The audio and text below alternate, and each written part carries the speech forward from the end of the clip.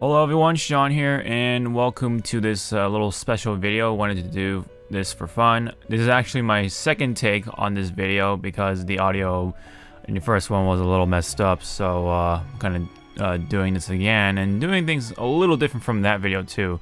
So basically what I'm going to be doing in this video is talking about the Game Awards stuff, including my predictions, my personal picks, and also what I think is actually going to win versus my personal pick slash, well, my favorite, I guess. So this should be pretty kind of fun, and if you guys want to tag along and kind of compare your picks to mine and stuff like that, you can definitely do that. So in the comment section below, you can tell me what are your picks of the Game Awards and stuff like that for each category. And of course, the categories that matter to you. I'm not going to go through all the categories. I'm just going to just do the ones that actually tickle my fancy. So let's do this together. Now, before I go, continue though, this is the Game Awards. And yes, while this is the most sought after and highly regarded, I guess, gaming focus award show, we should all just remember that we don't need the Game Awards to validate our opinions and stuff like that. So, don't go around to other people and say that your game is the best, anything like that. Of course, what matters to you most is your own opinion, but don't inject that opinion upon others. So, that's my little 2 cents on that. And let's just all have fun. And, we all gamers have our own preferences, and we have the right to that, and let the other gamers have their own preferences too. So that's the message of the day. Alright, so let's carry on and let's do this. So for the Game Awards 2020, as you can tell, I've already picked Ghost of Tsushima for this category, which is Game of the Year. Obviously what the title says is pretty much says it all. Recognizing a game that delivers the absolute best experience across all creative and technical fields. So, having to play a good number of these games, so I played Ghost of Tsushima, Final Fantasy VII Remake, Animal Crossing New Horizons, and Last of Us Part 2, of course. While Animal Crossing New Horizons came at the right time, and it's a very good feel good game sort of vibe, it still was. They still had some room to improve, and they still haven't, for example, did anything with the tools that break constantly, and they don't even have like anything to sort of reward you for playing the game for this long, coming this far. You know what I mean? With eventually tools that last you pretty much forever, you know what I mean? Or it can at least, have some sort of duration meter to let you know, hey, this item is almost breaking, you know what I mean? Then you can take your action from there. That would be very helpful as well. That's literally an easy fix, right? For a little meter, right? Or just like some sort of indicator. But anyway, don't want to carry on too long. While I do love the game still, with all that being said, I don't think it's gonna win it personally. Now it's more like a competition between, I think, Ghost of Tsushima, Final Fantasy Remake, and The Last of Us Part 2 from my own perspective. Last of Us Part 2, a lot of the critics loved it. It's very artsy. It's got this message of like revenge is bad, right? Does it deliver that in the best way? I personally think do not agree to that. I have my own personal gripes about it, but there are a number of people who like the game, so I respect that. But with that being said, I don't think that's personally going to pick this as my own personal pick. Not only that, but I don't think it's going to win the Game of the Year entirely. I think really it breaks down to these two, in my opinion.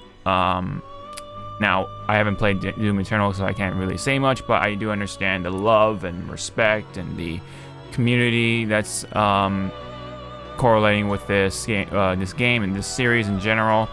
I love the metal soundtrack that it's always been delivering, which we'll talk about more in the other certain category. But for me personally, Final Fantasy VII, it's Final Fantasy VII Remake versus Ghost of Tsushima. But as you can tell already, Ghost of Tsushima already takes the pick right here for me. But I wouldn't be upset if Remake wins this entirely. You know, I think there's a really cool story behind it. But you know what? Ghost of Tsushima, really good all-around game. It did everything just right. You know, the action, the storytelling, the presentation of things, art direction, the themes and the philosophies and the world building and stuff like that. The satisfaction, the feel of the game, right, for what it is. You know, a Japanese, you know, feudal Japan themed game featuring samurais and ninjas from a Western company, right? Even some Japanese companies acknowledge this game as something very Japanese, more than they could ever make. A very certain producer has made that quote of sorts. So I think Ghost of Tsushima has the best chance of taking it, in my opinion. But that's just from my perspective. So Ghost of Tsushima, I picked that for Game of the Year. Not only personally for me, but I think in my predictions, it will take the entire thing as well. Now, when it comes to game direction, this is a bit of a toss-up, so I personally just wanted to pick Final Fantasy VII Remake.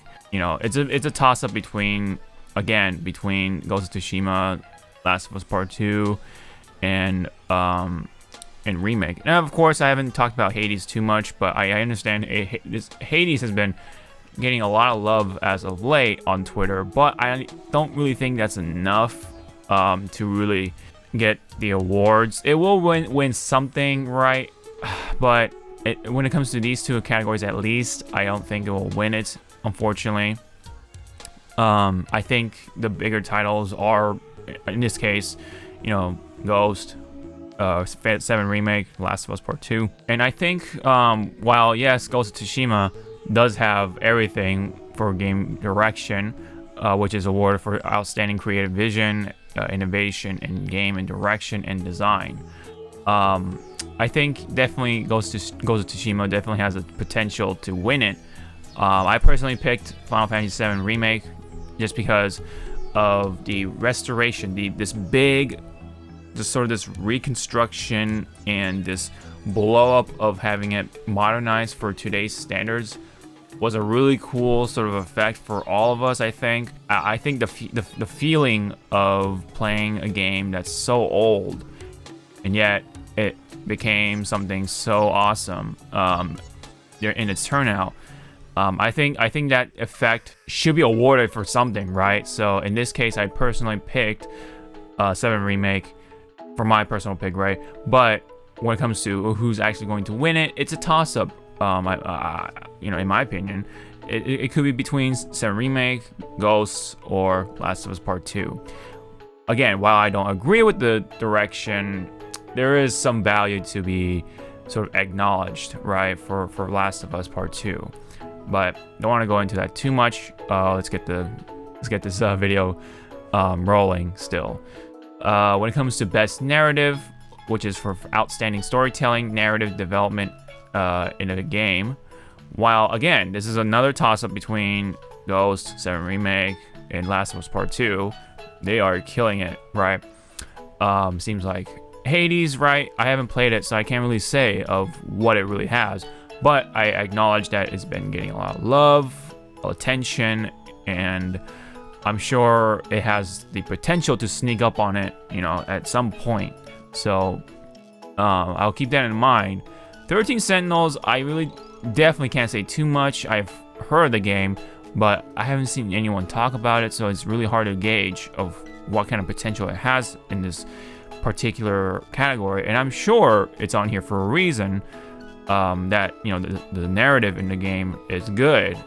So, you know, which is why it was nominated in the first place. But In terms of the narrative and story and such, man, I really, it's a not by much, but I picked Ghost of Tsushima myself, because the way it told the story and the philosophy around it, it was very captivating. It was very entertaining at the very least, and I like the characters. I how they've kind of been utilized and what their roles were, and the whole clash of just your own personal philosophy versus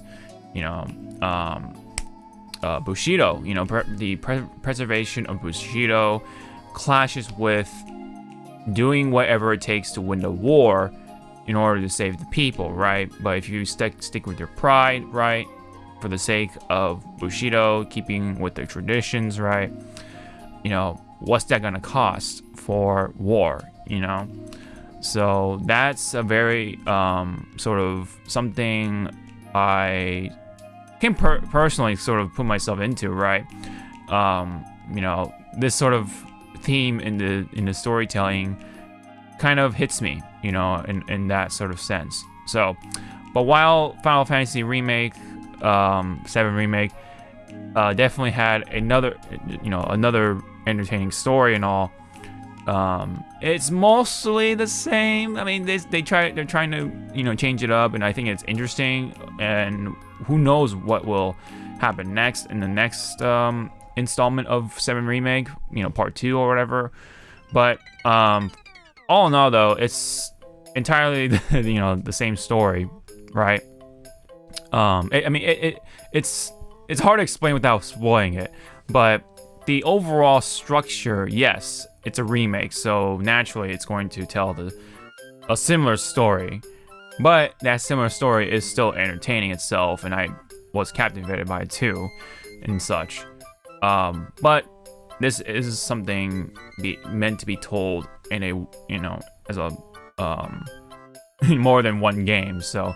But Ghost of Tsushima was able to effectively tell a good story in one game, so I think it's captivating in that sense. Last of Us Part 2, I can't agree with it. They blew what was making Last of Us a great game, a great story. People follow this story because of Joel and Ellie, and we didn't really get that much of Joel and Ellie, together. Because spoilers, you know what I mean? Not gonna say it exactly, but spoilers.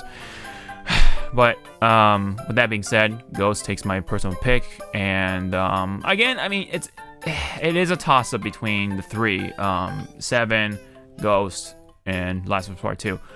But something is telling me that Last of Us Part 2 might take Best Narrative. I don't agree with it, but it's probably gonna happen.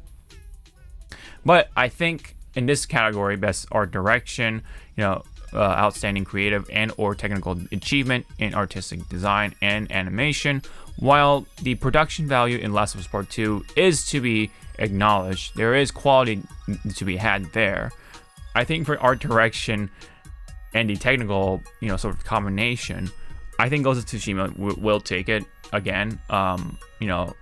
I throughout my experience playing the game, I've been commenting of how beautiful the game is, the flower, the sakura petals, and all the particle effects and stuff like that. The god rays, all those pictures I've taken, right? Like put them on Twitter, man. Really says of how beautiful the game is in my eyes, and this having been the last hurrah, literally last major hurrah for the PlayStation 4. I mean, it could have passed as a PlayStation 5 game in my opinion, but man, it really showed of how much you can really push the system, and I think Ghost of Tsushima really says it all. And this being an open world game, man, and you gotta make it beautiful, and they definitely did it. While Last of Us Part 2, yeah, I mean, it is technically has the fidelity and stuff like that. Not really captivating beyond that. A lot of browns and green grays and stuff like that. It's not really exactly the most visually attractive game in that sense when it comes to color alone. Final Fantasy Remake definitely has the colors though. A lot of bright greens and kind of yellows and warm colors, right? Contrasting from each other. And this is another bit of a toss-up too. I mean, Ori can take it for I care. I wouldn't be upset by that. Hades, right? So pretty strong toss-ups in several categories. But I personally said Ghost of Tsushima. All right, so let's go to best score in music, another category that matters to me as well. I think 7 Remake definitely has the best soundtrack in this entire category. It gives my goosebumps, like sort of, going on my skin, and I get the heebie-jeebies, man. Like hearing the remaster and pretty much recreation of the soundtrack from Final Fantasy VII, having to play the original version right on the Switch, and also just listening to it, man. I've listened to the music for a very long time as a younger gamer in the past. I've definitely grew to love it too, right? And having to just hear this in contrast is such a warm feeling, to say the least. It's kind of hard to explain, but the transformation effect does also apply to music as well, and I think it's great. But that is not without saying that Gustavo's composition wasn't beautiful in this game, Last of Us Part 2. For the given direction in the material, I think Gustavo nailed it, nailed the mood with flying colors, right? But this still is the most captivating music. But again, there's another toss-up because I don't know how Hades is. Ori has some great soundtrack too. And Doom Eternal, I would not be upset if this wins it as well. I love the metal soundtrack.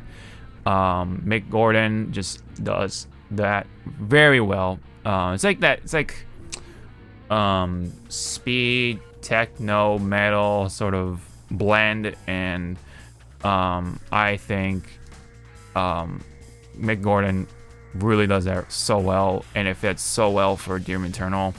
And not to mention his work with Killer Instinct was so good. I loved his work on that game.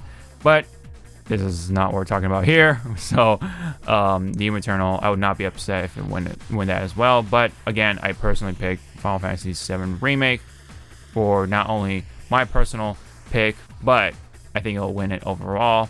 But Last of Us Part 2 is not too far behind it, in my opinion.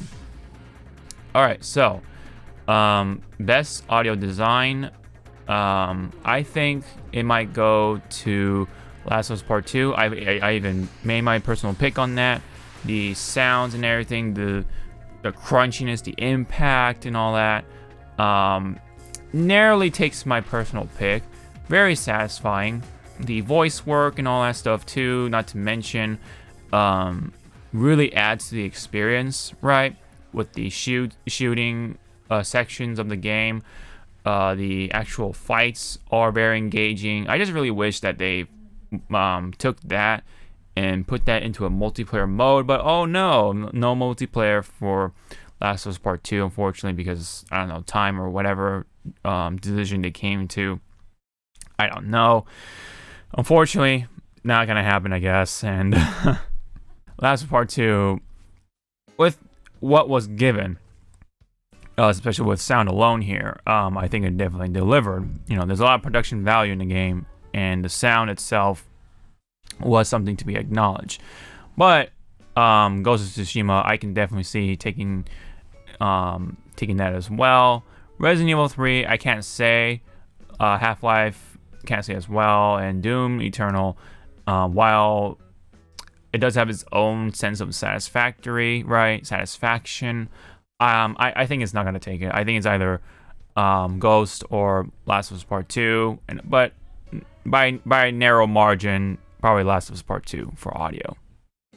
All right, so for best performance, I picked Ashley Johnson as Ellie. Although Daisuke Tsuji as Jin Sakai, while the performance itself was great, the character might come off as very vanilla in comparison to Ellie or Abby, of course, even Miles Morales, right?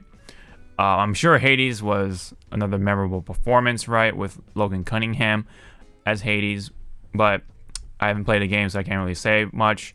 But given with the material that they had, they nailed it, right? I think they absolutely performed very well with their characters and the direction that they were given. They did their job very well with flying colors, and gotta love Johnson as Ellie. That's such a memorable performance when it comes to video game characters. But with that being said, I really liked Jin Sakai's voice for English as well. And this is coming from me playing these sort of games in Japanese usually, right? But because this was a Western developed game, I definitely played this game mostly in Western, although I did play in Japanese, and I think that was funny because there's a lot of One Piece voice actors in the Japanese side of things. But putting that aside, I think Ashley Johnson will take it as Ellie with her performance as Ellie. But I would not be upset with Miles Morales, as Naji. Jeter would probably take it possibly. I don't know. I haven't played the game yet, so can't say. But hey, this is probably would be a great pick too if he wins it as well. I just personally love it, but yeah, this one got my vote, and I think it will win it as well as a whole. Now, briefly, best ongoing game, I picked Warzone just because this is the game I play the most, and I have fun with friends. So this, I picked Warzone for that. I mean, could have been followed by Apex Legends. I had some fun with that one, but No Man's Sky, I do acknowledge that yes, it has become a better game, right? Although I haven't played it myself, but from what I've heard and seen from my friends playing it, it definitely looks like it has been becoming a better game than what was initially promised when it first launched. So very infamous game for that, right? But what it has become, I mean, it's very vastly different in comparison. Best indie game, I definitely said Fall Guys Ultimate Knockout as my pick because that's the only game I played. Sorry, I haven't played any of these games, so I had no choice but to pick Fall Guys. And it might win it, but Hades, I think, probably deserves it just from the people things that people have said. You know what I mean? I would not be upset by that. Best mobile game. This is another big one for me because I played Genshin Impact, and I've also played Among Us on the PC. I do understand the appeal of it. I played it for enough to understand the appeal of it, but not the game personally for me. But I really do have fun with Genshin Impact. It's a free-to-play JRPG. While yes, the monetization side of things and the gacha side of things is quite controversial as of late, the game itself is really fun for what it is. It's free. And it plays competitively like your average sort of JRPG, right? So, and this being free, that I think that really takes it from MiHoYo. So, Genshin Impact, I hope it improves over time. I hope they do something about the monetization. But the thing is that you can play this without the sort of intrusive gotcha element that kind of sneaks up on you, right? You don't really need to spend the money, but yes, because it's there, people tend to sort of gravitate towards that, unfortunately. But you can definitely play with the characters that you get, play the characters that you earn randomly, right? But the characters that you unlock just within the game, through its course, you can definitely beat the game with those characters, definitely. Pokemon Cafe Mix, I play a little bit. It is interesting, but I don't have too much to say about it. And it's funny because it's the only Pokemon game in the entire Game Awards for this year, I guess, right? So we don't really get to see Crown Tundra or Isle of Armor to that extent at all. So again, Genshin Impact takes my pick, but I think when it comes to who's actually winning it, it's probably a toss-up between Among Us or Genshin Impact. Community support, I just picked Fall Guys just because not only I've played it, I've seen what they do on social media, and I think it's cool. I think what they do, how they interact with their fans, how they deliver the memes and the jokes and all that stuff, I think they do a pretty good job. So I haven't really seen anything else from other games. No, not Valorant. Oh gosh. But anyway, Fall Guys, I think they definitely deserve the award for best community support. So now on to best VR and AR games. I just picked Squadrons because it's a very fun flight simulator sort of game with the space element thrown in there. So if you're really in the big mood for like a space shooter / I want to be in a spaceship sort of thing, shooting other spaceships, I think Squadrons does a really good job doing that. And not to mention, me having a flight stick, that only really enhances the experience. And people who have the VR headset really have been loving it from what I've seen. It really does look cool. If I were to get myself a VR headset someday, I definitely will go back and play Squadrons as my first, because it seems like really immersive. I think those games really highlight what VR can do. So I'm gonna give it to Star Wars, and I think it will probably win it as well. I think Half-Life Alyx might be the competitive one in this pick as well, so I wouldn't be too surprised if it wins it as well. Innovation and accessibility, I've only seen this in Last of Us Part 2, so I picked that one, and it does have quite a bit of options when it comes to accessibility. So they were able to put in the options to help the blind gamers to able to experience Last of Us Part 2 somehow, and I think that's a really cool thing that they've offered for this game. So kudos to them for doing that for Last of Us Part 2. So that's why I picked it, and I think it'll win it overall. So maybe Valhalla, but I don't know how that's going to go. So we'll see about that. All right, so best action adventure. So having to play Ghost of Tsushima and Last of Us Part 2, I think it's definitely a bigger toss-up, right? With the exception of maybe Fallen Order, probably not going to have quite the chance to win it, right? I think it's down between Spider-Man, Last of Us Part 2, and Ghost. Maybe Valhalla, but I haven't heard good things about. I haven't heard good things about Valhalla, so I don't know. Can't really say. I think it's a toss-up between Miles Morales, Ghost, and Last of Us Part 2. But I definitely picked Ghost for the action adventure experience. It really does that really well. Now, when it comes to the adventure side of things, I think Last of Us Part 2 overall is more or less the same from the last game. They didn't really do anything different, other than, of course, Abby having different abilities, but the overall structure of the game really remains entirely the same from Last of Us, last game.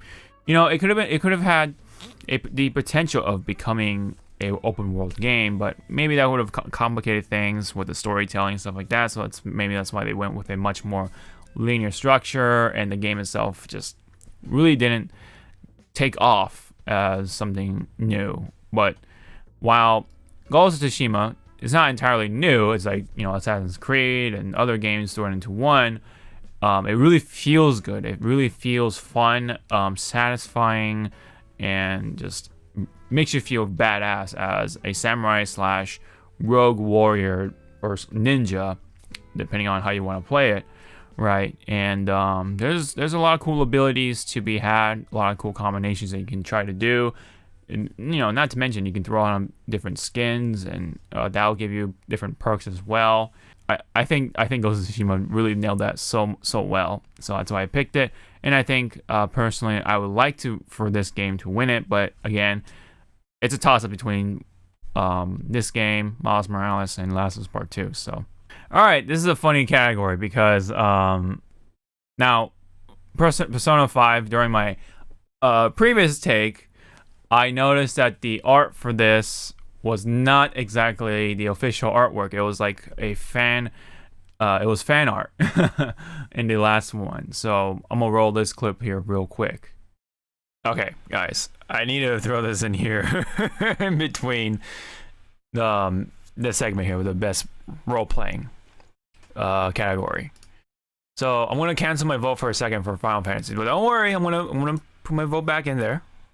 But someone pointed this out on Twitter, right, for P5 Royal. I did not even realize this until I took a closer look at it, and after someone pointed it out.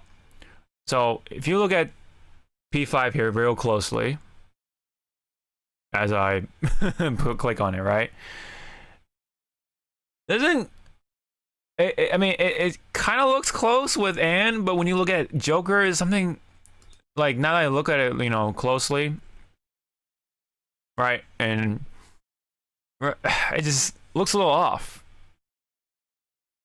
Now, when I look at Anne, it looks pretty good, right? But when you look at Joker, something's a little off, right? And especially if you look at the way his clothes are and the wrinkles and stuff like that. I found this on Twitter to like kind of help me fully realize this. And this person here, Lullaboo, pointed this out, saying, "Why is the Game Awards using fan art as official art for P5 Royal?" There you go. That it explains everything. It's not even the official artwork. Like, look at this. You can definitely tell a fan drew this. It's not bad. It's not a bad fan art. It's great, but it's not official. Now it's all like fully realized. So I thought this was really hilarious on Game Awards part. Someone didn't do enough research.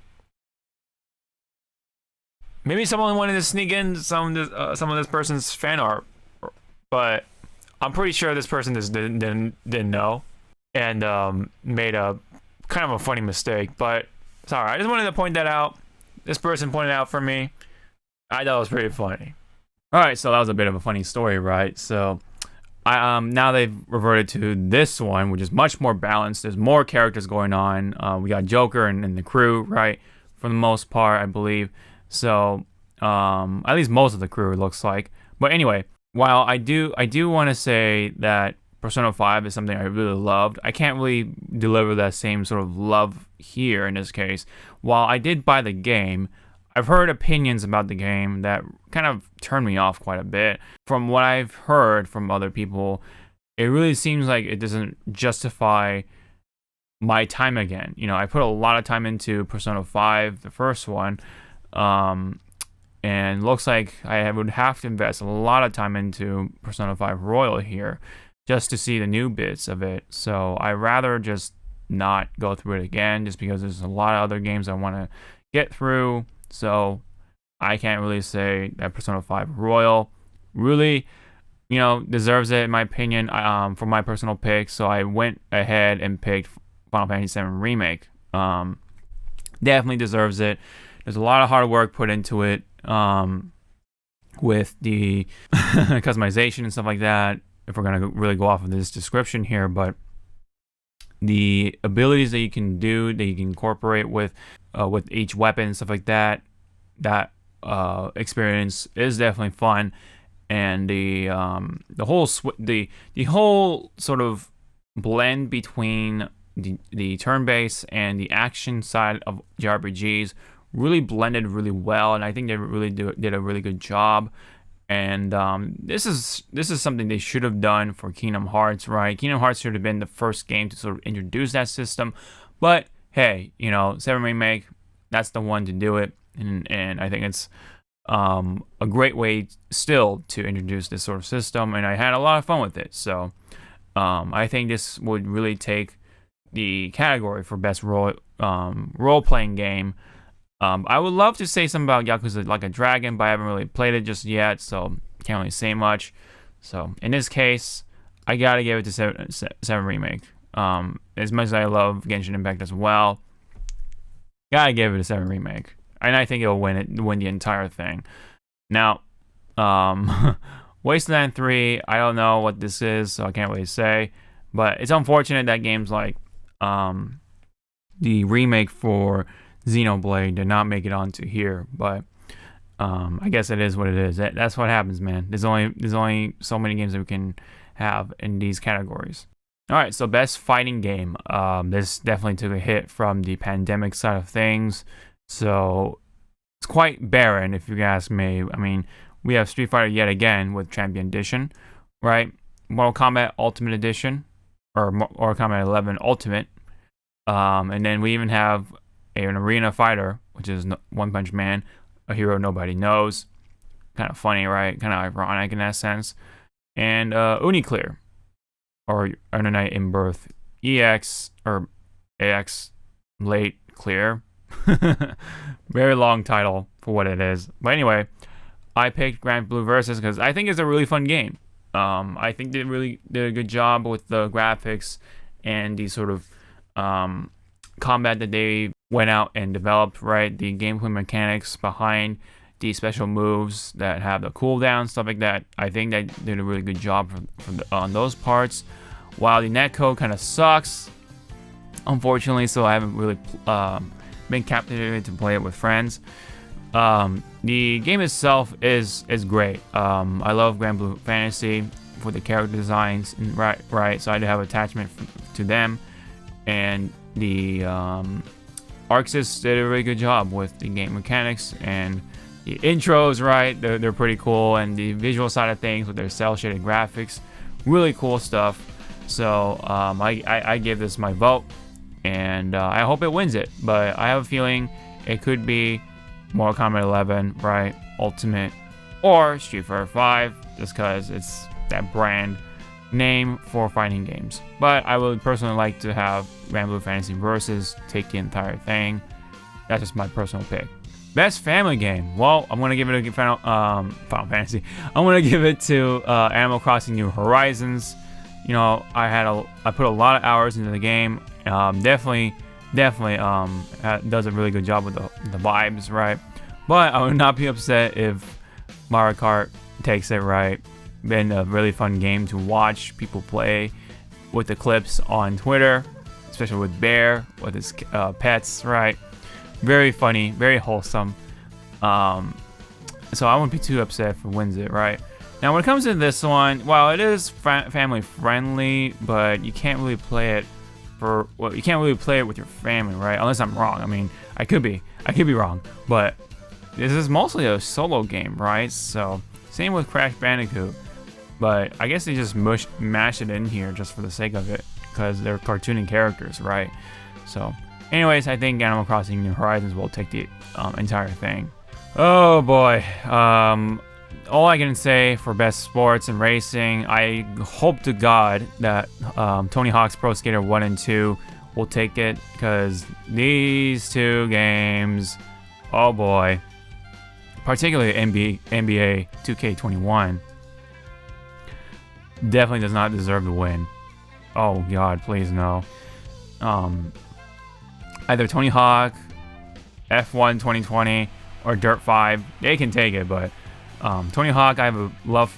I definitely have a love for it. I haven't played the remaster / remake versions of it, but I think I hope it wins it though, because this is something I played in the past, with the original version. So I hope it wins it. Best multiplayer game. I personally picked Warzone just because I played it and had a lot of fun with friends. While Fall Guys, yeah, I had a lot of fun with friends as well. The novelty can run a little thin, but I think Among Us will actually win it overall, just because of how much content there was, how much of an impact it made, the quality of the content produced from this game. A lot of people have been talking about it, and people still play it for a reason. So I think Among Us will take it overall, but my personal pick will go to Warzone, even though, yeah, Animal Crossing is there. The multiplayer aspect of it is pretty weak in my opinion. There's no mini games, and you really can't really do much other than, oh hey, check out my house, check out my island, you know, that sort of thing. Can't really hunt bugs together or hunt stuff together or gather stuff together, you know what I mean, or discover stuff together. Some sort of, there's no like sort of like this adventure island, you know, that you can discover with friends, right? You can't reap the rewards together, sort of thing. I think that could have been a really potential fun mode for New Horizons, right? But didn't happen.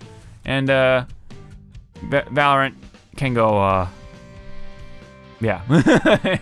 Anyway, content creator of the year, I think I picked Alana Pierce just because the stories I've heard of, surrounding her, and also she was able to get the job at Sony Santa Monica as the writer or something like that, so that's really cool. So I'm just gonna go ahead and pick Alana Pierce. I think she deserves it. She, from what I've heard, has done a lot of hard work as well. I'm sure as much as these other folks in the category, Tina Tapman,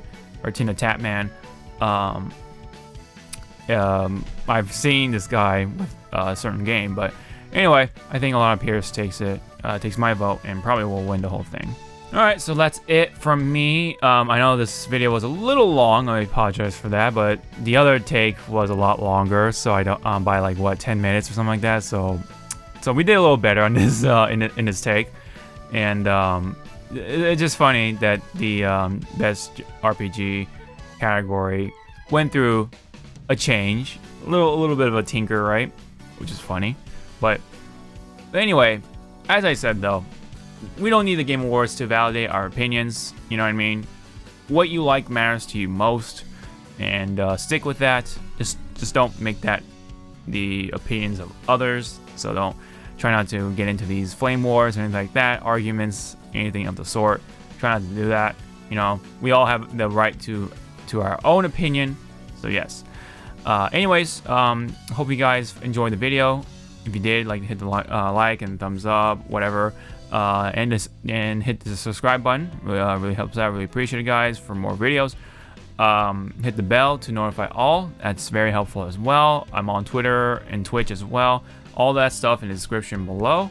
And yeah, so this has been my video on the Game Awards 2020 with my personal predictions and who's actually going to take it and stuff like that. And as a bonus, I guess, I will throw this in. I did not throw this in the other take. So what I think when it comes to special little predictions, right, which is for the game reveals, right, which is a lot of people are there for, right? So I think one of the biggest reveals that they will have for the Game Awards, right, they will talk about Bayonetta 3. I'm gonna throw that out there for my friend Zawa, right? So Zawado Ri. And my next prediction, probably the biggest one of them all, is that they will reveal the next character for Smash, as they did for Joker a couple of years back. So I think that character in the next DLC pack or whatever is going to be Scorpion from Mortal Kombat, because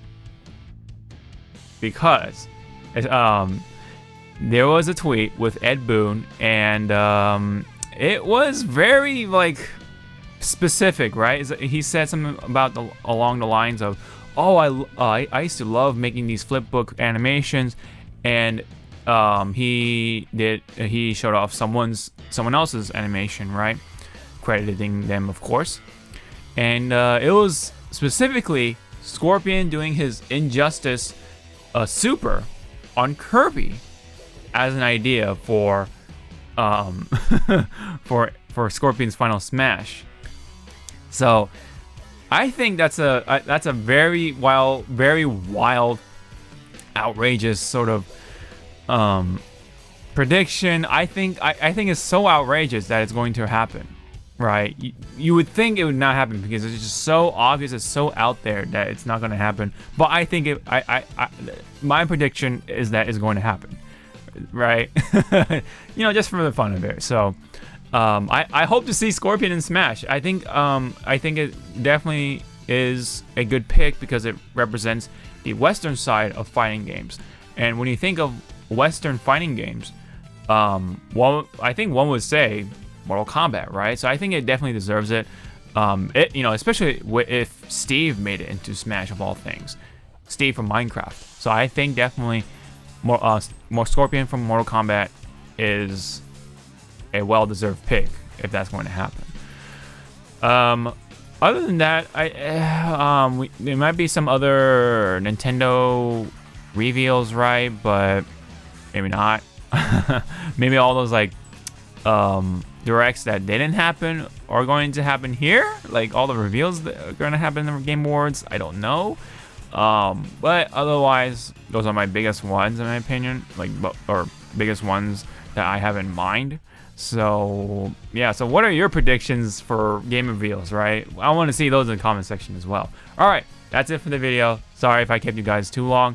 This has my personal picks and predictions and all that stuff for the Game Awards 2020. Let's have fun, and hopefully we can all check it out during the actual airing of things. And I will do my best to do a reaction video of sorts on that day. So I will try to be free, and let's all have fun with that. So, thank you guys so much. I'll see you guys in the next video. Sean out.